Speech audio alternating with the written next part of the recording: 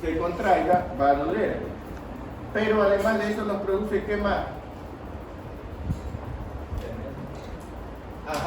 Nos produce polaquiuria, tenemos vesical, ¿no? ¿Verdad? ¿Por qué? Porque la mucosa es la que genera el reflejo miccional, ¿verdad? ¿Cuándo lo genera? Cuando está estirada, genera el reflejo de ganas de orinar.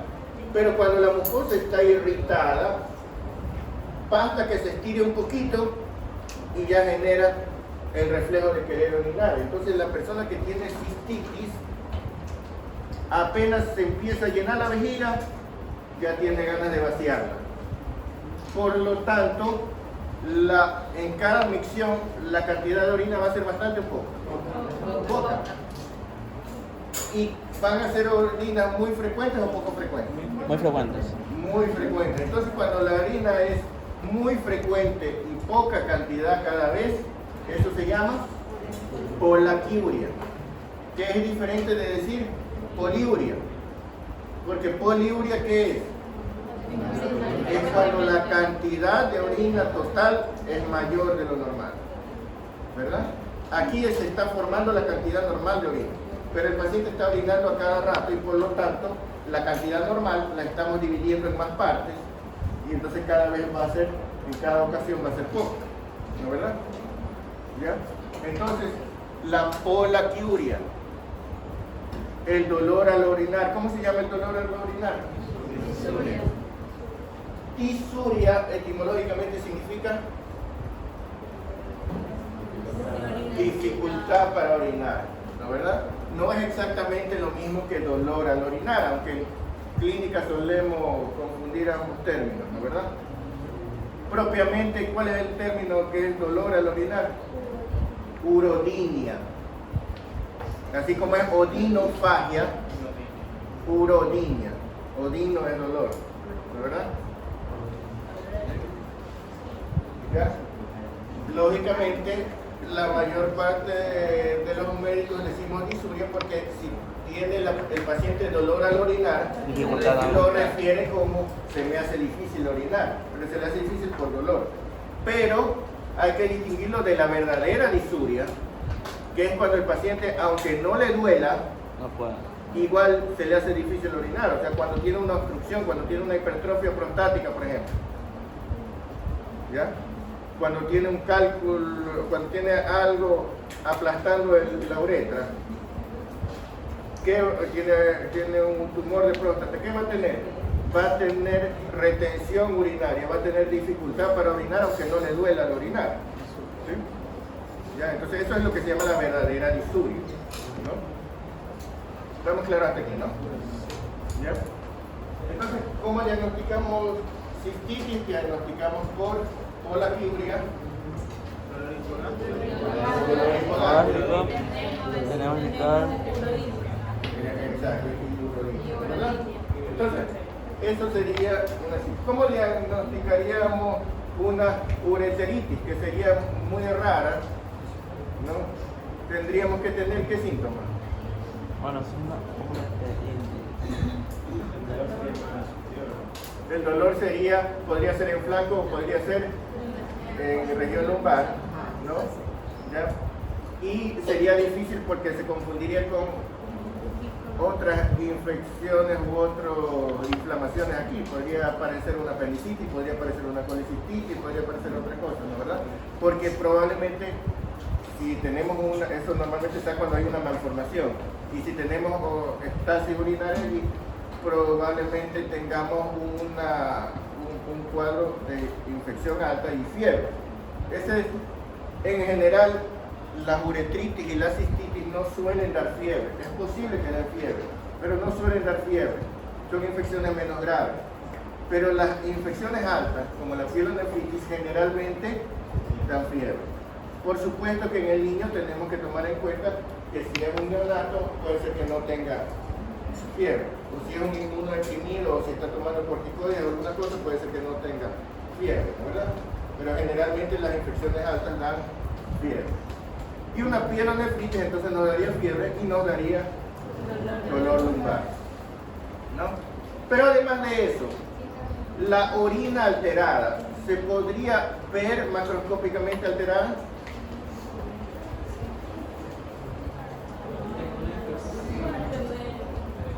Miren, una mucosa inflamada produce normalmente secreción, ¿no verdad? Y puede producir pus. ¿Qué es el pus? ¿De qué está formado el pus? Leucocitos muertos, bacterias muertas, ¿no verdad?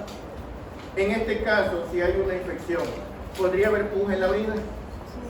Sí, solo que está mezclado con la orina. Si es una gran cantidad, ya se ve la orina purulenta.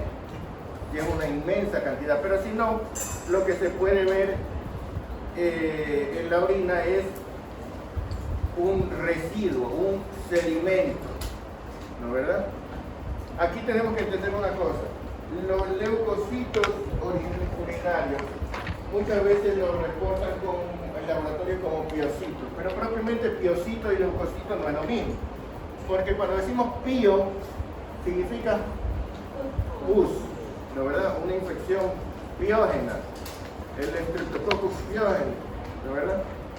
¿No? Pío es pus, pero cuando decimos piocito, entonces estamos hablando de una célula del pus, o sea, no estamos hablando de cualquier leucocito, estamos hablando del leucocito de una secreción purulenta. Y eso significa que son leucocitos que están muertos o que están activados fagocitando. Y generalmente se aglutinan entre ellos.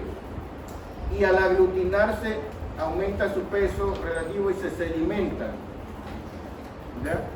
Cuando usted ve un examen de orina, es muy frecuente que los laboratoristas cometan el error de decir encontramos 5 piocitos por campo, ¿ya? Cuando en realidad lo que están viendo es 5 leucocitos por campo, porque los piocitos no se cuentan.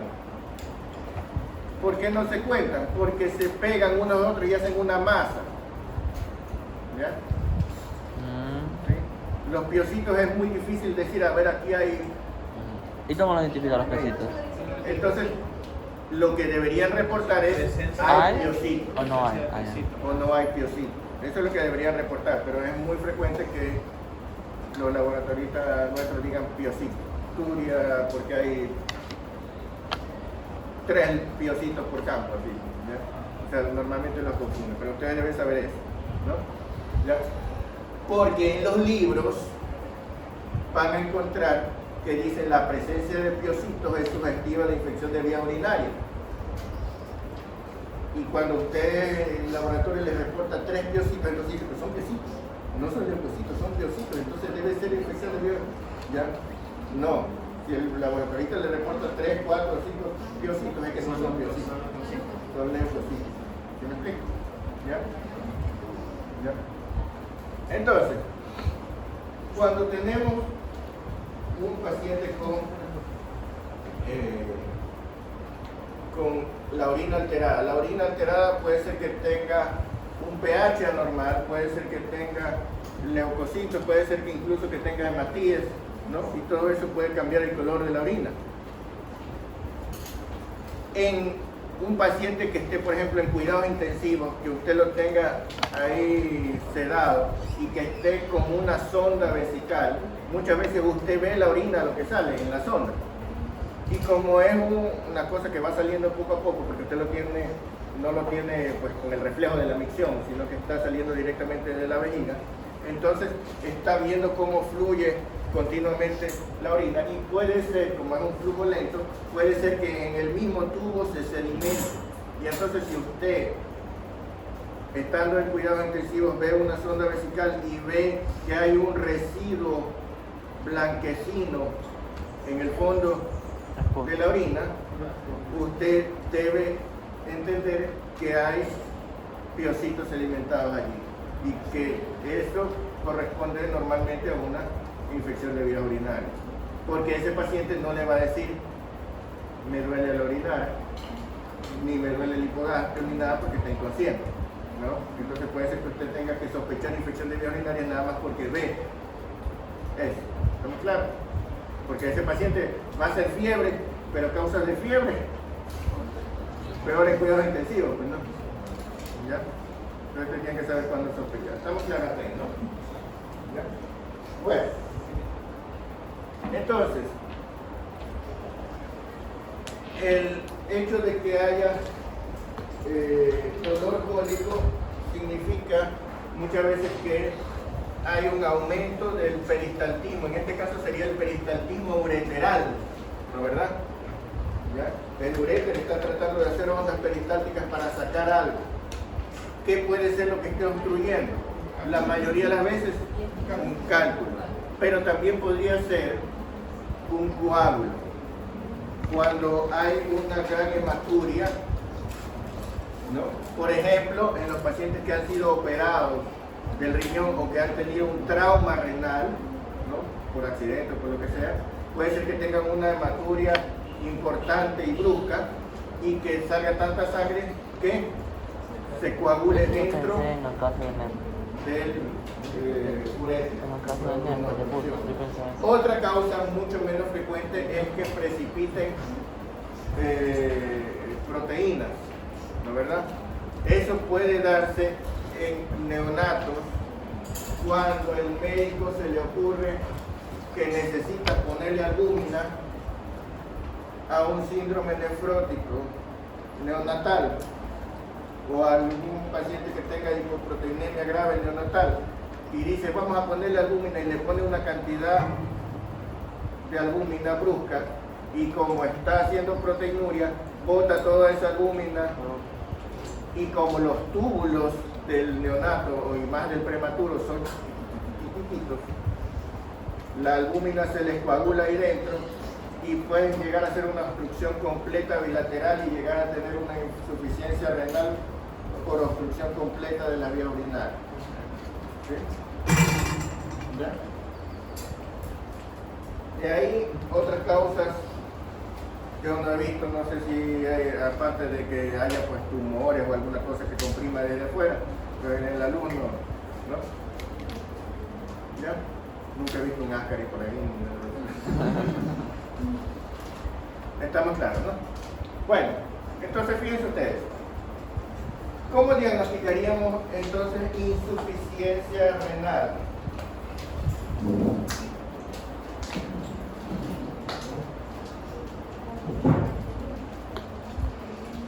Porque estamos hablando que la definición, ¿cuál sería? Incapacidad de poder. Entonces, ¿qué tendríamos que hacer? ¿Lo diagnosticaríamos? Electrolitos. Exacto, entonces nosotros tendríamos, no podemos diagnosticar insuficiencia renal así nada más clínicamente, aunque tiene signos y síntomas, pero la definición es que haya productos nitrogenados o productos de desecho acumulados en la sangre. Cuando hablamos de productos nitrogenados, ¿a qué nos referimos? ¿Por qué nitrogenado? Ácido úrico. No, la única que puede hacer. ¿Por qué tiene nitrógeno?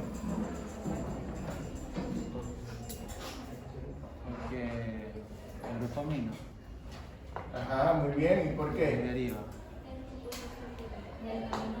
Porque derivan de las proteínas, de verdad, derivan de los aminoácidos. Acuérdense que en química orgánica nosotros estudiamos las proteínas, los lípidos y los carbohidratos, ¿no verdad? Eso se llama química orgánica, ¿no verdad? ¿Sí?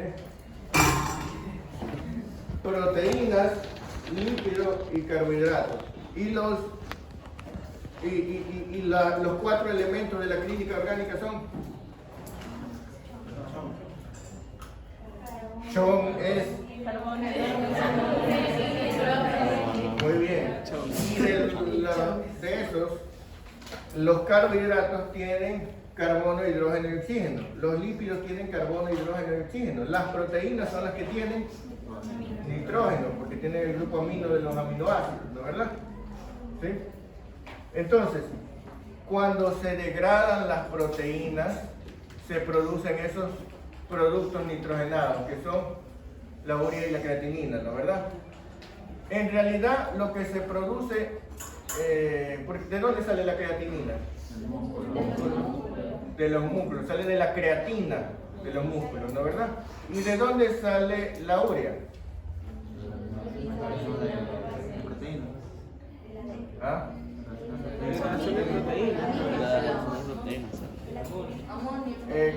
La urea es sintetizada en el hígado.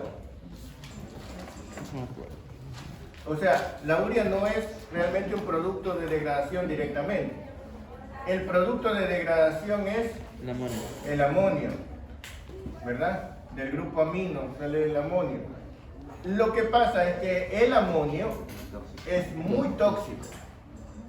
La urea también es tóxica, pero es menos tóxica que el amonio. Entonces lo que hace el hígado es coger dos moléculas de amonio, unirlas y formar una molécula de urea. De esa manera reduce la toxicidad de la sangre. No es que la elimina, porque de todas maneras sigue siendo tóxica, pero es mucho menos tóxica. ¿Ya? Después el riñón es el que tiene que eliminar el amonio. Por eso cuando decimos que elimina amoníaco, hay algo que le dicen olor amoniacal. ¿A qué huele el amoníaco?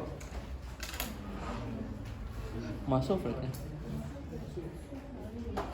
A orina. El olor de la orina es el olor del amoníaco. ¿Sí? ¿Ya? El olor de la orina es el olor amoniacal. ¿Sí? Pero no solamente eliminamos amoníaco, eliminamos amonio y eliminamos creatinina y eliminamos urea, ¿no verdad? Y lógicamente también regulamos los otros componentes de la sangre. Entonces eliminamos ácidos, eliminamos electrolitos, ¿ya? Eliminamos toda la sustancia que esté de más y eliminamos cualquier tóxico que haya entrado a la sangre. Eliminamos venenos, eliminamos sustancias químicas que no deberían estar ahí. Ahora, el problema con el riñón, cuando ustedes ven la unidad funcional del riñón, ¿es cuál? La nefrona, muy bien. Si ustedes se dan cuenta, ¿cómo debería funcionar una nefrona? Porque si estamos hablando de que lo que hay que hacer es depurar la sangre, entonces lo primero que tenemos que hacer es llevar sangre al riñón, ¿no verdad? Entonces debe entrar un vaso sanguíneo a la nefrona, ¿verdad? Ese vaso sanguíneo, de ese vaso sanguíneo deberíamos sacar los productos tóxicos, ¿no es así? Y luego de sacar esos productos tóxicos debería salir la sangre del riñón ya purificada, ¿no es así? Entonces, de aquí debería filtrarse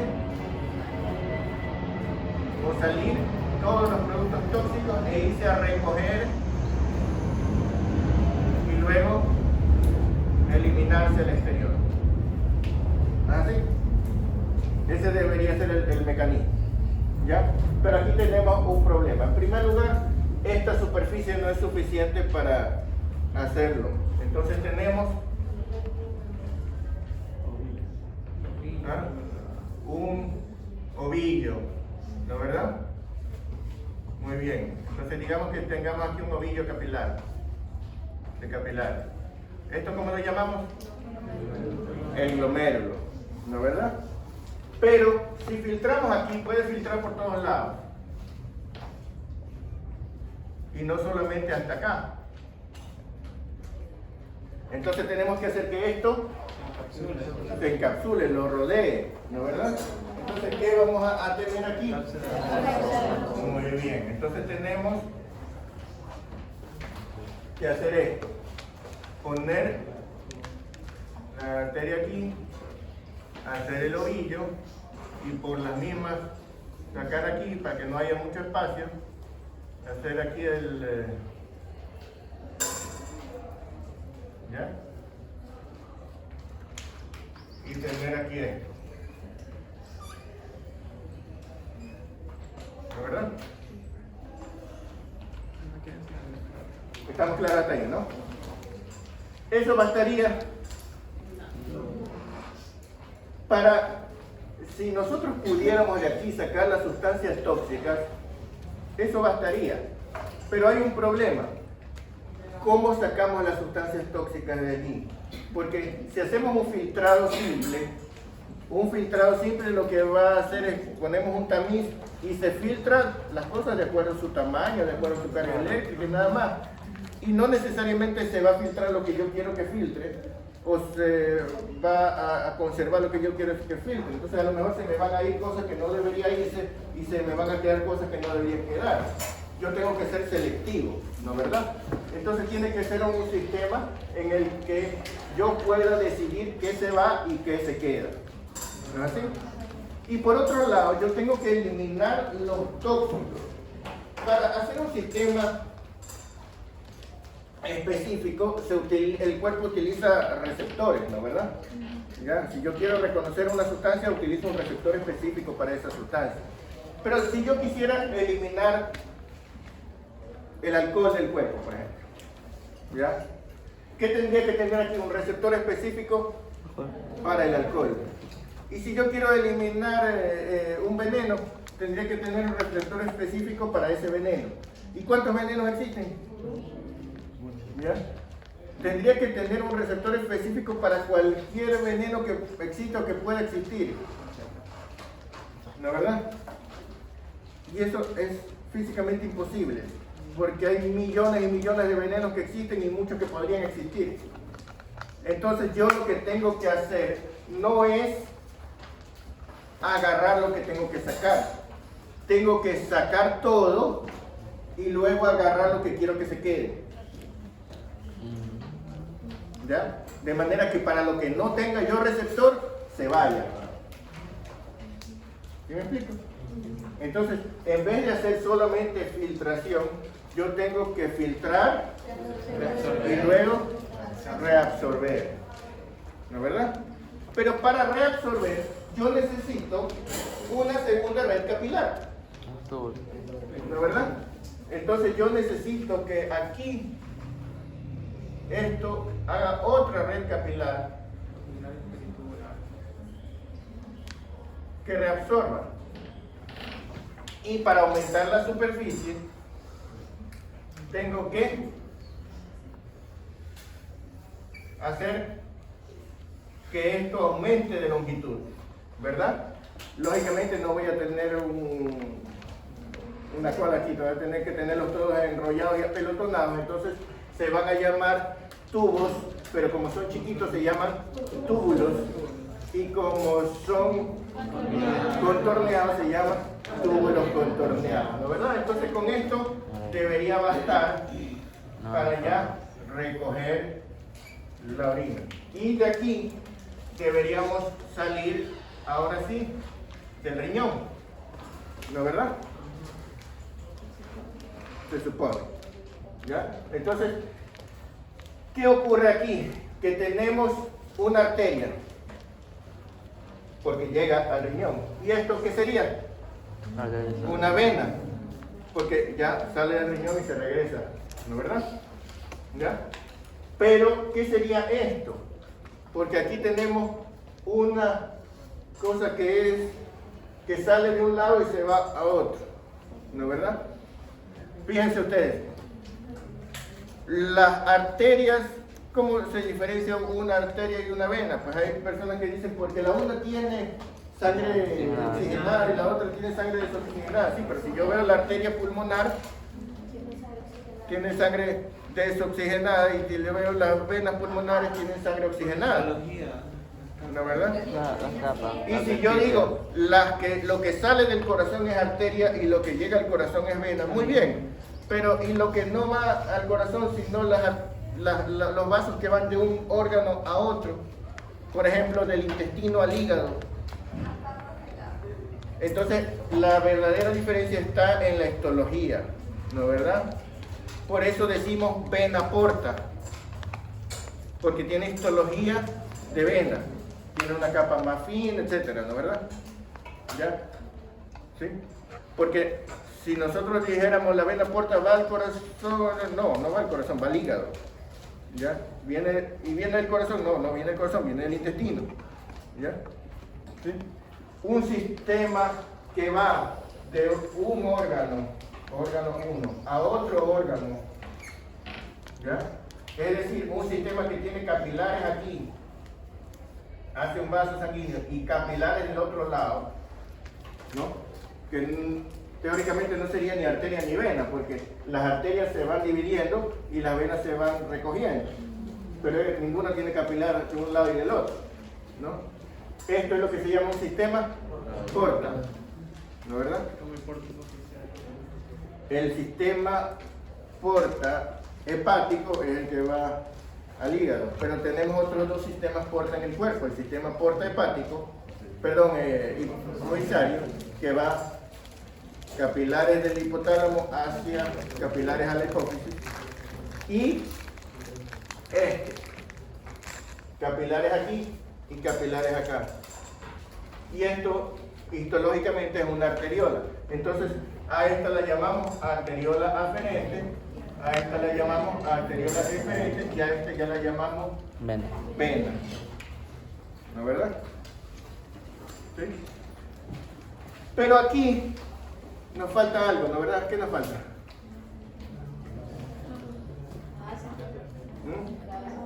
El asa de Henle, el asa de Henle, ¿no es verdad? ¿Sí? Entonces, ¿por qué tenemos asa de Henle?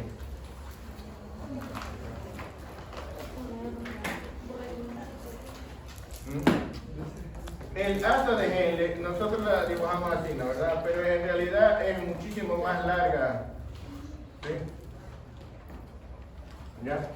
Si nosotros tuviéramos en proporción sería pues larguísima, ¿no? El asa de Henle, ¿qué es lo que hace? Cuando nosotros estudiamos la histología del riñón, se ponen del riñón, ¿no verdad? ¿Ya? Tenemos corteza, médula, ¿no verdad? Ya, ¿y qué tenemos aquí? Tenemos unas cosas aquí, ¿no? Ya, las pirámides, marfil, ¿no verdad? Todo esto es corteza, ¿no? En realidad esto es el resultado de los lóbulos originales que eran el riñón. O sea, si ustedes ven el riñón de un prematuro, enlobulado. Entonces cada uno de estos era como un riñoncito, ¿no? Un pedazo de riñón. Sino que al ir creciendo y desarrollándose, estas cosas se fueron cada vez marcando menos, hasta que en el adulto ya no se nota desde afuera los lóbulos, ¿no? Pero si lo cortamos vemos la separación. Pero ¿qué es lo que tenemos aquí? ¿Dónde tenemos los glomérulos? Los tenemos acá, ¿no verdad? Entonces aquí tenemos los glomérulos, ¿ya? Y de aquí, aquí mismo tenemos los túbulos contorneados proximales. Y aquí viene el asa de Henle, y ahí vienen los túbulos contorneados distales, y ahí vienen los túbulos colectores. Entonces el asa de Henle lo que hace es irse a la médula, ¿ya? ¿Por qué? Porque el espacio intersticial aquí es diferente que el espacio intersticial en la médula.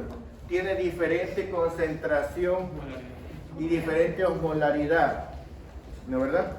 Eso nos permite concentrar la orina, ¿ya? Entonces, podríamos tener solo filtración y reabsorción, pero hay sustancias que se pueden excretar mucho más rápido haciendo también excreción. Entonces por eso decimos que en el riñón se hace filtración, reabsorción y excreción, ¿no verdad? ¿Sí? Entonces con esto logramos producir la orina. Muy bien. Hasta ahí sabemos fisiología, ¿no? Ya vamos por el segundo año. No se va a despertar. ¿Ya? Bueno.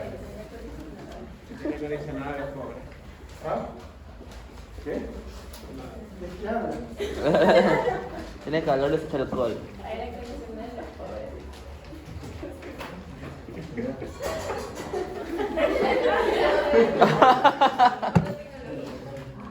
Esa es la mejor. Pensé que era el único que hacía eso. ¿Ah? ¿Qué pasa con las bacterias? Las bacterias de aquí. La Coca-Cola. ¿Ah? La Coca-Cola pierna. ¿Ah? Galopillos en. ¿Ah? ¿Ah? Estreptococa pioja. ¿Ya? Entonces, fíjense ustedes. ¿Ah? Tenemos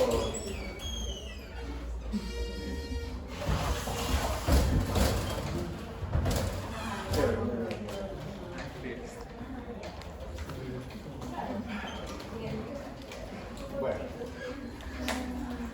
entonces miren ustedes, tenemos entendido cómo funciona la nefrona, ¿no verdad? ¿Ya? Cuando está inflamada el parénquima, por eso decimos nefritis, ¿no? ¿Ya? Y si está inflamada una parte de la neurona, de la nefrona, que es el glomérulo, es la costumbre, ¿ya? Se llama glomerulonefritis, ¿no verdad? Pero también podemos tener enfermedades de los túbulos, ¿no verdad? Que se llaman tubulopatías, ¿no es así? Ya, muy bien. Entonces, si entendemos esto, cuando una sustancia, ustedes ya leyeron la parte general del libro, cuando una sustancia está elevada en sangre, ¿a qué se puede deber? Una disminución en la excreción o aumento de la producción. Muy bien. Entonces, si ustedes encuentran urea o creatinina elevada, la mayor parte de los médicos automáticamente asumen que lo que tenemos es insuficiencia renal. Pero eventualmente se dan casos en que no es así, o casos en los que hay insuficiencia renal y no se nota tanto ese aumento, porque los niveles de urea y de creatinina no dependen solo de la función renal. Como yo les decía, la urea, ¿cómo se forma o cómo llega a la sangre? El hígado la forma a partir del amonio, ¿no verdad? Y el amonio sale de la degradación de las proteínas. Ahora imaginémonos de qué depende que se forme entonces más amonio o menos amonio. De cuántas proteínas se degradan, ¿no verdad? ¿Cuántas proteínas se degradan? Depende de dos cosas. La una, de cuántas proteínas tenemos, y la otra, de qué tan acelerado está el catabolismo, ¿no verdad? ¿Ya? Imaginémonos que tenemos un paciente sumamente desnutrido, ¿ya? Que no come, que no tiene proteínas en su dieta. Entonces, ¿qué va a tener? Va a tener menos cantidad de amonio, menos cantidad de urea, ¿sí? Imaginémonos un paciente que lo traigan porque hubo un terremoto y se aplastó el tejido porque le cayó un techo encima, ¿ya? Y tuvo una enorme necrosis de los músculos. Entonces tiene una gran rhabdomiólisis. ¿Qué va a pasar? Va a tener una gran cantidad de amonio, va a formar una gran cantidad de urea, ¿no es verdad? Un paciente con una quemadura extensa, entonces hay casos que ustedes deben conocer en los que el nivel de urea y creatinina no depende específicamente del riñón. La mayor parte de los casos los niveles están bastante de acuerdo con la función renal, pero usted tiene que saber que hay excepciones, ¿no es verdad? Para no confundir, ¿ya? Porque si no el paciente, bueno, no digo nada. Entonces, tenemos lo mismo la creatinina, ¿no es verdad? Que proviene de los músculos. Muy bien, entonces, como les decía, aquí en lo que yo les he puesto aquí, en fisiología general en aparato excretor, ¿ya? Aquí está puesto la creatinina deriva de la creatina del músculo, que es proporcional a la masa muscular, ¿ya? Entonces imagínense si hay parálisis cerebral infantil y hay una gran atrofia muscular, ¿verdad? Ya, muy bien. Es filtrada parcialmente secretada y no es reabsorbida en el riñón. La urea deriva de la unión de dos moléculas de amonio, que a su vez deriva del grupo amino de los aminoácidos que derivan de la degradación de las proteínas y eliminadas por vía renal. Ahora, otro síntoma frecuente, otro signo frecuente es el edema, ¿no verdad? Cuando tienen un paciente con edema, lo primero que tienen que diferenciar en semiología, ¿qué es? Si es un edema localizado o si es un edema generalizado. Pues no es lo mismo tener edema de una pierna que tener edema en todo el cuerpo, ¿verdad? ¿Ya? Imagínese usted que tenga un coágulo en la vena cava superior, obstruyendo totalmente la vena cava superior. ¿Qué va a tener? Edema de miembros superiores. Ajá. Y de yugular. ¿Va a tener ingurgitación yugular? Está obstruida la vena cava superior. ¿Tendrá ingurgitación yugular? Sí. ¿Va a tener edema de qué? ¿De cara? ¿Va a tener edema de párpados? Sí. ¿Va a tener edema de miembros superiores? ¿Va a tener edema de miembros inferiores? Entonces va a tener lo que se llama un edema en esclavina, ¿no es verdad? ¿Ya? Un edema de toda esta región. Eso es un edema localizado. Los edemas localizados usted tiene que buscar una causa diferente que los edemas generalizados. Si usted tiene una obstrucción en una vena femoral, ¿qué va a tener?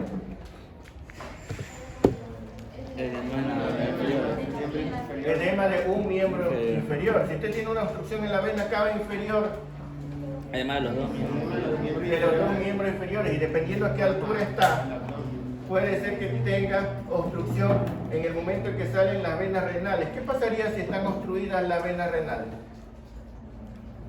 ¿Dónde se acumularía la sangre? En los riñones. ¿Y qué pasaría? No, pero eso, hidronefrosis no es sangre. Insuficiencia renal. ¿Ah? Insuficiencia. ¿Qué creen que pasaría? Tendríamos hematuria.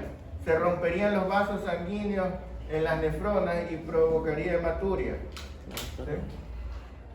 ¿Ya? Tendríamos el riñón agrandado por sangre, ¿ya? Pero terminarían rompiéndose los capilares sanguíneos y se provocaría hematuria. Tendríamos dolor renal y tendríamos hematuria. ¿Sí? ¿Ya? Entonces, ¿qué pasaría si se obstruye la arteria renal? Isquemia, pues no.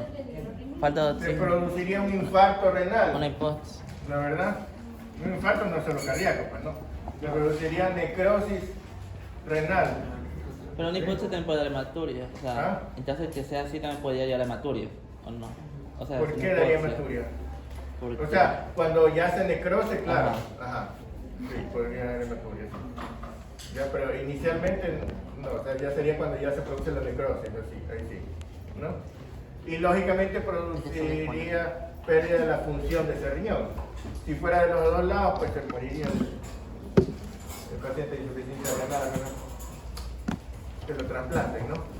¿Ya? Y produciría asimismo dolor intenso en la región lumbar. ¿Así? Muy bien. Entonces ustedes tienen, cuando estudian el riñón, saben que una de las funciones del riñón, aparte de purificar la sangre, dicen que es controlar la presión arterial, ¿no, verdad? ¿Pero por qué? La presión arterial usted la podría controlar en cualquier parte del cuerpo, ¿sí? Porque para controlar la presión arterial, ¿qué se necesita para controlar la presión arterial? Receptores que nos digan cómo está la presión arterial y efectores que hagan que suba o que baje la presión arterial, ¿no, verdad? Así se debería regular la presión arterial. Entonces, hay receptores no solo en el riñón, porque ustedes recuerdan que hay un receptor de la presión arterial en la bifurcación carotidia, en el comienzo de la carótida interna que se llama Para receptor. El seno carotídeo. el seno carotídeo, ¿no verdad? Que es un baroreceptor. ¿Pero por qué lo tenemos aquí? Porque podríamos tener receptores de la presión arterial en todas las arterias del cuerpo. ¿Pero por qué específicamente allí? Tenemos otro en el callado aórtico. ¿Por qué específicamente allí?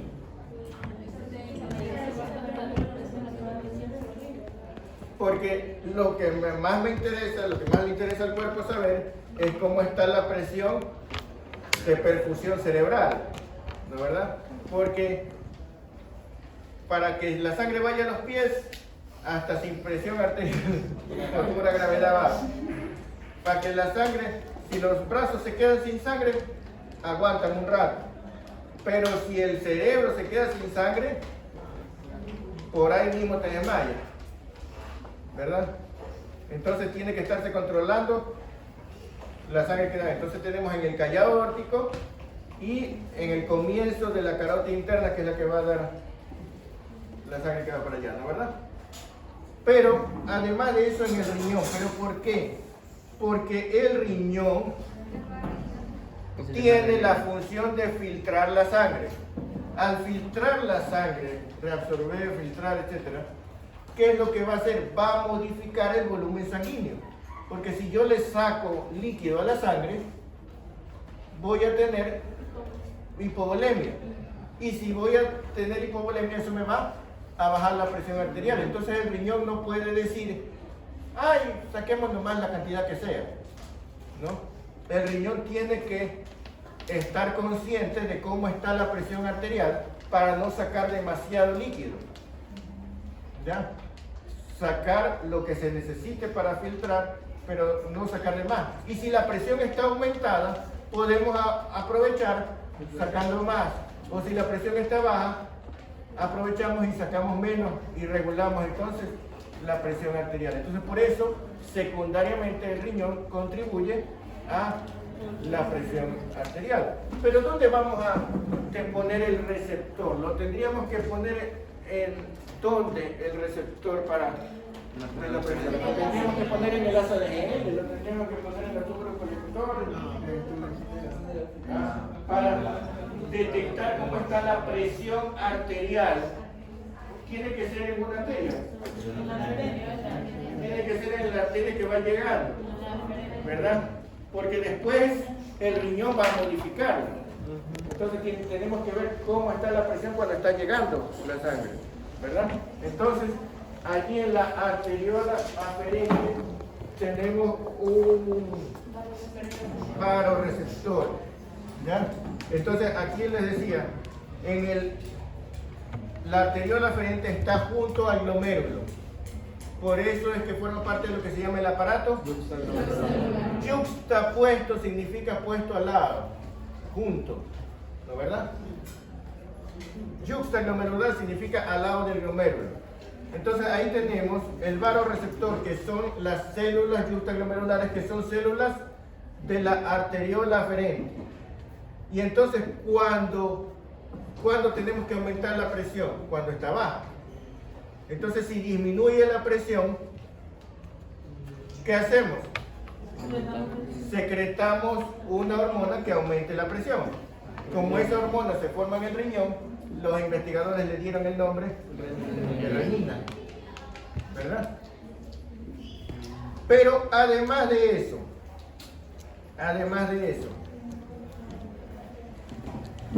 con eso se va a modificar los procesos de filtración, de absorción, esto en respuesta a la presión arterial, ¿no verdad?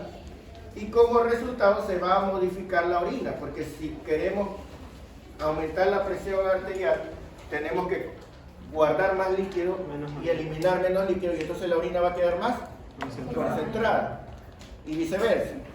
Entonces, lo que tenemos que hacer después de eso es vigilar si la orina nos quedó como queríamos que quedara.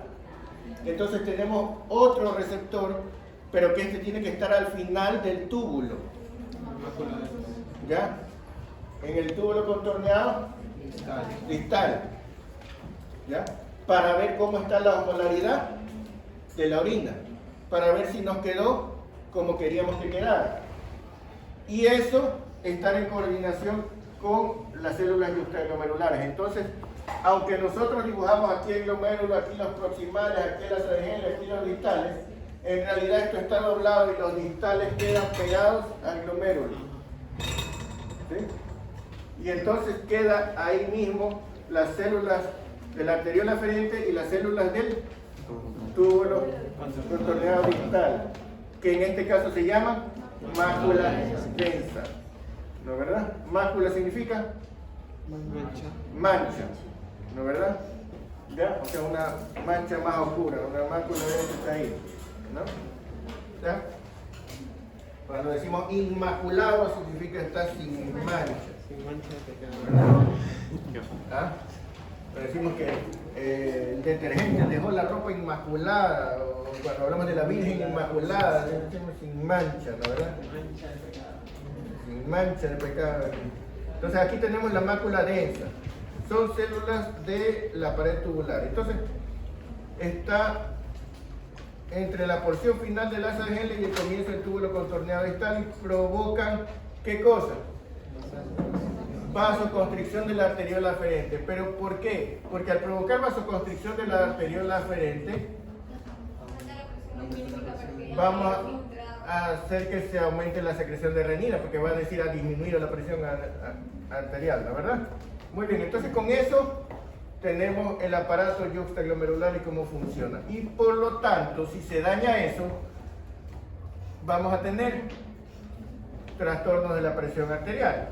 Por eso, si nosotros tuviéramos una estenosis congénita de la arteria renal, ¿qué tendríamos? Poca sangre yendo al riñón. Entonces el riñón te diría, pues me llega poca presión de sangre. Él no se da cuenta que solo a él está llegando poca sangre, ¿no?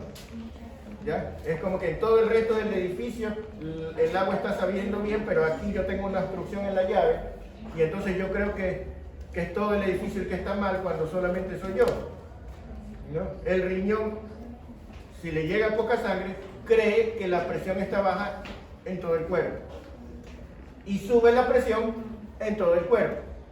Y por eso se puede producir hipertensión arterial con lesión renal, de arteria renal, ¿no verdad? ¿Sí? Muy bien, entonces si yo tengo una vasculitis, una compresión de la arteria renal, una malformación de la arteria, cualquier cosa que me disminuya ese flujo, va a aumentar la presión arterial, ¿no verdad? ¿Sí? Muy bien. Como ustedes deben haber estudiado el sistema renina-angiotensina-aldosterona, no les voy a repasar eso porque supongo que ya se lo saben muy bien, ¿no? ¿Ya? Estoy en lo correcto, ¿verdad? ¿Sí?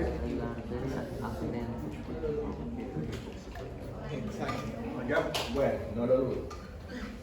Muy bien. Entonces,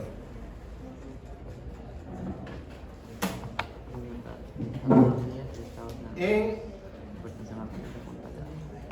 clínica ustedes deben haber estudiado patología como nefritis, pielonefritis, glomerulonefritis, síndrome nefrótico, síndrome nefrítico, un montón de vasculitis y de cosas que afectan el riñón, ¿no verdad? Nefropatía lúpica, nefropatía diabética. Bueno, en niños tenemos que contar además con las malformaciones congénitas, ¿sí?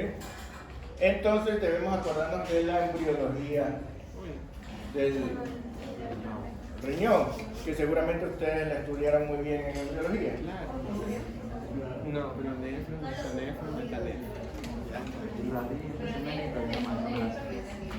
Yo puse eso y no me puse. Bueno, malformaciones del riñón. Solamente no les voy a hacer todo el repaso de la embriología, les voy a decir lo básico. ¿Qué es lo que necesitamos? Necesitamos que la sangre llegue al riñón, entonces que se formen los vasos sanguíneos, que se formen los glomérulos, que se formen esto, ¿no verdad? Y por otro lado que se formen todo el sistema de túbulos que va a recoger eso. ¿Qué pasa en cualquier parte del cuerpo si un tubo no se forma bien. Se puede obstruir. Está estenosado, está atrésico, ¿verdad? Pero ¿qué pasa en cualquier glándula o en cualquier lugar en que tengamos una obstrucción parcial, que se puede formar un quiste? ¿Ya? Porque tenemos una cavidad tubular que está cerrada.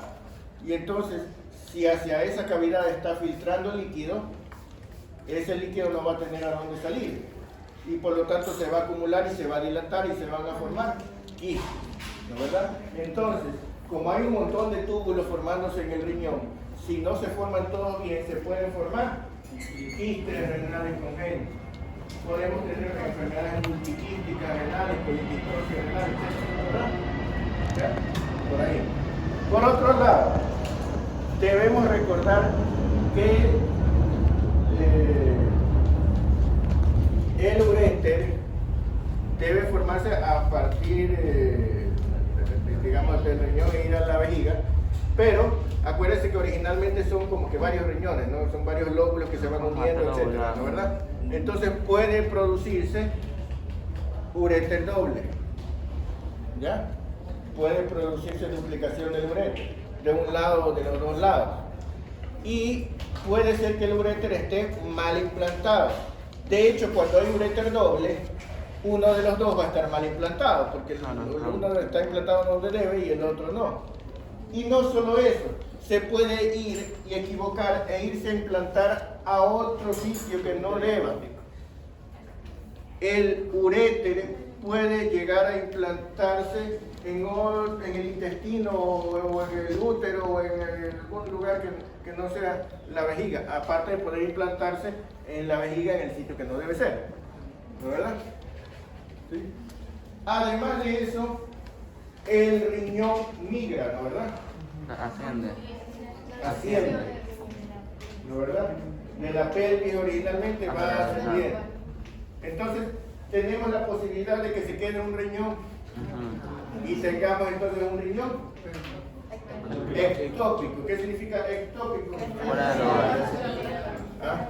Ecto es afuera, topo, lugar, fuera del lugar, ¿no verdad? Ya, que viene topografía, etcétera, ¿no? ¿Ya? Un riñón ectópico. Pero también es posible que no se separen los dos riñones y se forme lo que llamamos el riñón en herradura. El riñón en herradura trata de subir, pero no puede porque se queda atrapado en el ángulo entre la aorta y la mesentérica superior, ¿no verdad? Y entonces se queda atrapado en el ángulo aórtico mesentérico, en la pinza aortomesentérica, y entonces tenemos un riñón en herradura y además más bajo de lo habitual. Pero además de eso, con los uréteres que salen de cada lado, los uréteres salen en una dirección anormal y pueden estar mal implantados, o pueden estar cruzados, pueden haber uréter dobles, pueden haber varias malformaciones asociadas a los... Entonces, todas estas malformaciones anatómicas. Aparte de eso, puede ser que haya problemas en el desarrollo de la uretra, ¿no? En los varones es frecuente, por ejemplo, la presencia de valvas uretrales posteriores, ¿ya? O sea, una obstrucción en la parte posterior de la uretra, ¿no verdad? Todas estas cosas que van a producir un trastorno en el momento del flujo de la orina. Y por lo tanto, clínicamente suelen manifestarse como infecciones urinarias recurrentes. Por eso es importante que en los niños, ante una infección de vías urinarias, usted no se contente con tratar la infección de vías urinarias. Como yo les decía, signos y síntomas, luego síndrome, luego enfermedad y luego condiciones subyacentes. En un niño, usted no puede decir, bueno, el diagnóstico de infección de vías urinarias por Escherichia coli, le damos antibióticos y se acabó. Porque puede ser que después de unos meses vuelva a tener otro, y después otro, y después otro. Y cuando usted, después de 10 infecciones de vías urinarias, se avispa y dice, uy, a lo mejor tiene algo que le está... Y ahí se da cuenta cuando ya tiene hidronefrosis bilateral y ya perdió la función renal y tiene insuficiencia renal y tiene que esperar el trasplante o se muere. ¿Ya? ¿Sí? Es importante que ustedes como médicos conozcan esto porque se cometen muchos errores porque el médico tiende a decir que infección de vías urinarias, ya pues, tratarla facilito, le damos antibiótico, se acabó. ¿Ya? Así como puede haber estrechez en la uretra, puede haber estrechez en el uréter. La estrechez más frecuente en el uréter es en el sitio que normalmente es el más estrecho en el uréter, que es la unión pielo-ureteral, ¿no? La estenosis pielo-ureteral es una de las malformaciones más frecuentes. Pero ¿qué va a producir? Va a producir estasis de orina en la pelvis. Entonces puede producir pielonefritis, ¿no es verdad? Y puede ser recurrente. Si la estenosis no es grave, a lo mejor es una cada 2 años y no les llama mucho la atención, sobre todo si es una mujer, porque como las infecciones urinarias son frecuentes en las mujeres, entonces dicen, bueno, pues por ser mujeres, ¿ya? He visto diagnosticar estenosis pieloureteral a una mujer de más de 70 años. ¿Sí? O sea, como que había que hacerlo antes, ¿no? Un poquito tarde. Poquito tarde. Un poquito más en auto.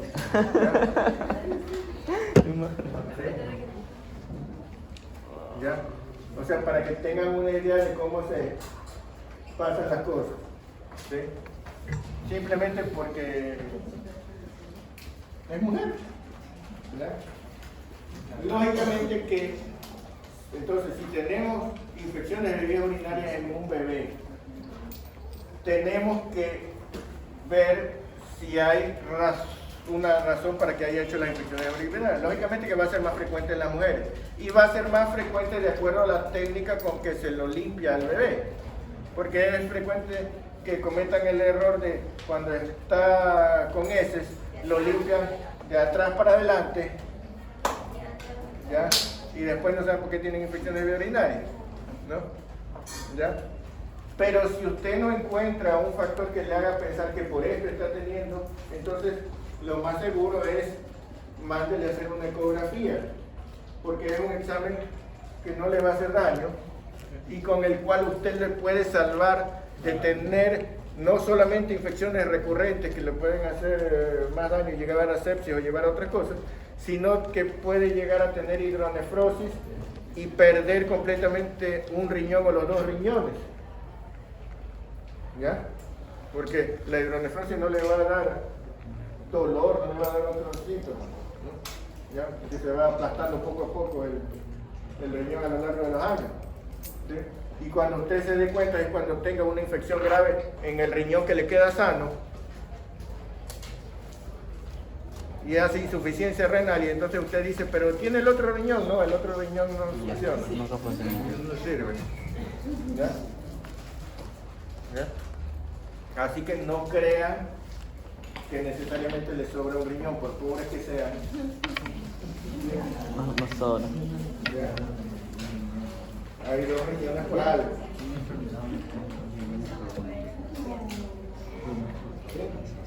Estamos claros, ¿no? Ahí. Nosotros necesitamos una agencia renal hace 2 años.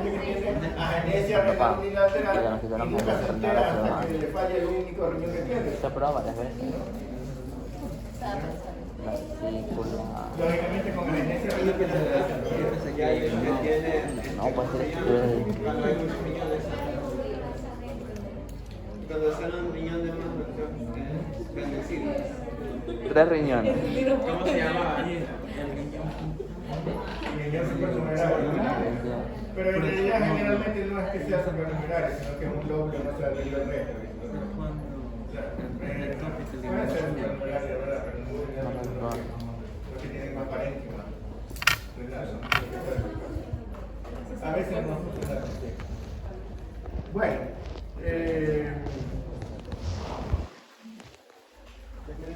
como les dije, aquí el 10% de los niños nacen con malformaciones neurológicas. Así que ¿cuántos hay en esta clase? Otra 30. 10 personas. 35. 10 personas. La mayoría asintomáticas. ¿Ya? Así que no crean que son normales. No crean que necesariamente son normales. Soy especial. Personas bueno, están estudiando medicina, o sea, ya de por sí son Ah, personas extraordinarias. ¿Verdad? Aquí tenemos entonces que en los primeros días de vida la creatinina puede estar elevada, entonces, porque procede de la madre, ¿no? Entonces tiene que buscarse las tablas de referencia propias de esa edad, ¿no? No es que nada más usted va a decir, está elevada porque no. Se tiene que buscar cuánto es lo normal en esa edad, ¿ya? Fuera de eso no hay mayores diferencias, ¿no? Bueno, entonces semiología nefrourinaria pediátrica. Lea, por favor. ¿Tienes ahí? Lea. La sintomatología urinaria puede ser específica o inespecífica. Específica: disuria, urodinia, poliacuria, poliacuria, hematuria y proteinuria. Inespecífico: dolor abdominal y lumbar en el flanco, ciliaca o en el hipogástrico. Sintomatología de hipertensión arterial, cefalea, mareos, de anemia, palidez, disque de esfuerzo, de osteoporosis, fracturas patológicas, de hiperhidratación, edema, disnea, disfunción abdominal, de deshidratación, todos los signos, pero con poliuria en vez de disfunción abdominal. Primera liguria. De deshidratación, de infección, fiebre, Hace mucho calor, ¿no? estoy asociada, Michelle. Que tiene un abrigo en la cabeza también. infección, fiebre, resfriamiento digestivo, encefalopatía, disminución de nivel de conciencia, confusión mental y movimientos anormales. Luego, con respecto a la anamnesis, en busca de antecedentes, cuando se sospecha enfermedades nefrourinarias. Antecedentes durante el embarazo, cantidad de líquido amniótico. Cuando el paciente tiene oliguria, ¿ya? ¿Qué es la oliguria? Disminución de la cantidad de orina. De la cantidad total de orina. Entonces, ¿cómo tendríamos que hacer para diagnosticar la oliguria? Medir cuánto orina. Medir cuánto orina. Y entonces, si el paciente me dice, o la mamá le dice, el niño no ha orinado desde hace 8 horas, usted dice eso es oliguria. Y si pasan 12 horas y todavía no orina. ¿Ah? Puede ser deshidratado. Puede ser deshidratado. No, pero no estoy buscando la causa, quiero saber si tiene oliguria o no. Por poner una zona a un niñito. ¿Ah?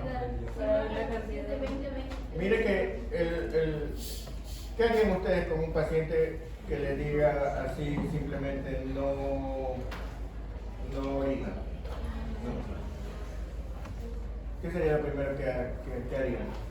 Con la medida se está lleno. Claro. Si tiene dolor. ¿Qué es lo primero que hay que diagnosticar? Sí, de verdad no. Signo de síntoma. Entonces hay que ver si de verdad es oliguria, ¿no verdad? ¿Qué podría ser que no sea oliguria? Que esté deshidratado. Pero eso sería oliguria. Claro, porque da dolor. Que le duela. Que tenga una obstrucción uretral, ¿no verdad? Que tenga la orina acumulada en la vejiga. ¿Ya?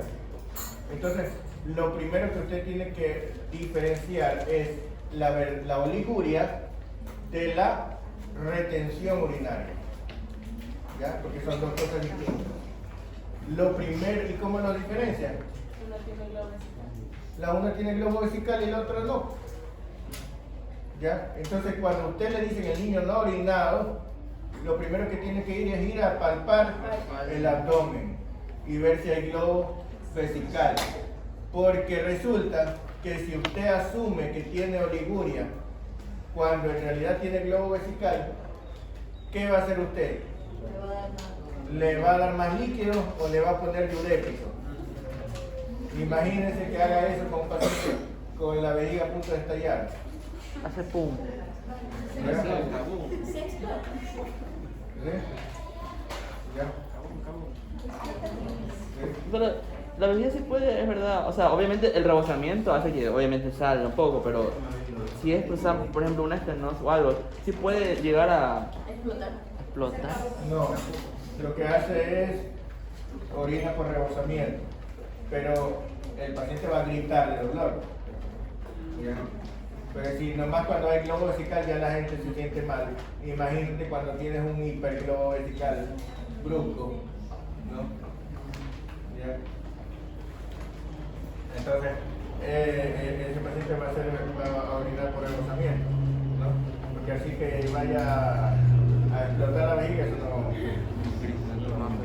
Primero se necrosarían las paredes de la vejiga, para eso no pasa. Pero entonces, miren, claro, lo siguiente que pasaría es que tenga reflujo, que no lo contenga en la vejiga y se vaya esto, Claro, y que empiece a hacer hidronefrosis, pero eso no ocurre normalmente. Lo que pasa normalmente es que hacen orina por rebosamiento. ¿Ya? Pero en cambio, si tenemos, miren que son dos cosas distintas. Entonces, la oliguria no es que salga poca orina, sino que se forme poca orina. ¿Ya? Que el riñón forme poca orina. Entonces, lo primero que hay que hacer es distinguir la oliguria de la retención urinaria. ¿No es verdad? Y si decimos que es retención urinaria, entonces lo que tenemos es que poner una sonda o aliviar la obstrucción o lo que sea para lograr evacuar, ¿no? ¿Verdad? ¿Sí? Pero si lo que tenemos es una verdadera oliguria, entonces, cuando decimos que es verdadera oliguria, cuando el gasto urinario está en menos de 1 mililitro por kilo por hora. Uno mide el gasto urinario para ver cómo está. Lo normal es,